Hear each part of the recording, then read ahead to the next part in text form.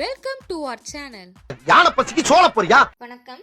இன்னைக்கு நம்ம என்ன ரெசிபி பார்க்க போறோம் அப்படின்னா, கடலைப்பருப்பு ஃப்ரை வந்து வீட்லயே சுலபமா எப்படி செய்யறதுன்னு தாங்க பார்க்க போறோம். இது ரொம்பவே ஈஸி தான். நீங்க ஒரு நாள் நைட் மட்டும் ஊற வச்சா போதும், 10 நிமிஷத்துல இது வந்து ஈஸியா ரெடி ஆயிடும்.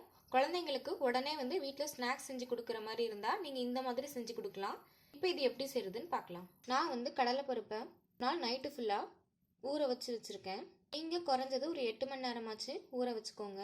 2 to 3 டைம் வந்து திரும்ப இதை நல்லா கழுவிடுங்க. ஏன் அப்படின்னா லேசாக வந்து புளிப்புத்தன்மை இருக்கிற மாதிரி இருக்கும். லேசாக கழுவிட்டு நம்ம வந்து இதை காய வைக்கலாம். தண்ணியெல்லாம் வந்து நல்லா வடிச்சாச்சு. இப்போ இந்த மாதிரி ஒரு துணியில் நல்லா உணர்றதுக்கு விட்டுருங்க. தண்ணியை வந்து இந்த துணி வந்து நல்லா உறிஞ்சி கடலைப்பருப்பு வந்து கொஞ்சம் லேசாக காயட்டும். இப்படி நல்லா கொஞ்சம் துணியில் நல்லா பரப்பி விடுங்க. இது வந்து ஒரு 10 to 15 நிமிஷம் வந்து கொஞ்சம் ஈரப்பதம் போய் லேசாக காயட்டும். அதுக்கப்புறம் நம்ம ஃப்ரை பண்ண ஆரம்பிக்கலாம். இப்போ கடலைப்பருப்பு 15 நிமிஷம் வந்து நல்லா காஞ்சிருச்சுங்க. இப்படி லேசாக கையில் தொட்டிங்கன்னா இப்படி ஒட்டும். இந்த அளவுக்கு கொஞ்சம் ஈரப்பதம் இருந்தால் போதும், ரொம்ப காயணும்னு அவசியம் கிடையாது. இப்போ இதை நம்ம ஃப்ரை பண்ணி எடுத்துக்கலாம். நான் வந்து ஆயிலை மீடியம் டு ஹை ஃப்ளேமில் கொஞ்சம் ஹீட் பண்ணி வச்சுருக்கேன். இப்போ நம்ம கடலைப்பருப்பை இதில் போட்டு ஃப்ரை பண்ணி எடுத்துக்கலாம்.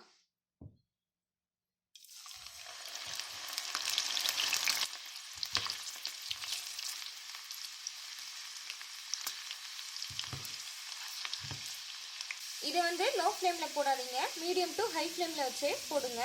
இப்படி கொஞ்சம் கொஞ்சமாக வந்து எண்ணெயோட சலசலப்பு தன்மை வந்து குறையும். எண்ணெயோட சலசலப்பு தன்மை குறைஞ்சி கடலைப்பருப்பு எல்லாம் அடியிலிருந்து இப்படி மேலே வரும்.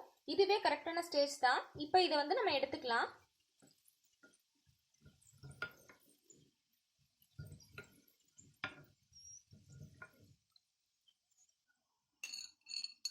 நான் வந்து கொஞ்சம் வாசனைக்காக கருவேப்பிலை வந்து ஆட் பண்ணியிருக்கேன். இது கூட 1/4 ஸ்பூன் வந்து உப்பு ஆட் பண்ணிக்கிறேன். 1/4 ஸ்பூன் வந்து சில்லி பவுடர், கொஞ்சமாக பூண்டு பொடி போடுறேன். கொஞ்சம் ஆப்ஷனல் தான். உங்ககிட்ட பூண்டு பொடி இல்லை அப்படின்னா நீங்கள் வந்து ஒரு பல் பூண்டை நல்லா தட்டி எண்ணெயில் போட்டு ஃப்ரை பண்ணிக்கோங்க. கொஞ்சமாக வந்து பெருங்காயத்தூள்.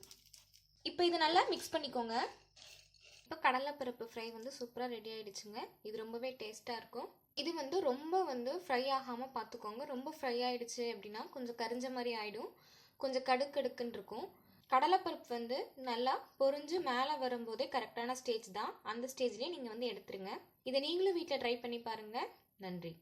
உங்களுக்கு இந்த வீடியோ பிடிச்சிருந்தா லைக் பண்ணுங்கள், சப்ஸ்கிரைப் பண்ணுங்கள், ஷேர் பண்ணுங்கள். கீழே இருக்கிற பெல் ஐக்கானை மறக்காமல் கிளிக் பண்ணி நம்ம சேனலில் வர வீடியோஸை உடனுக்குடன் பாருங்கள்.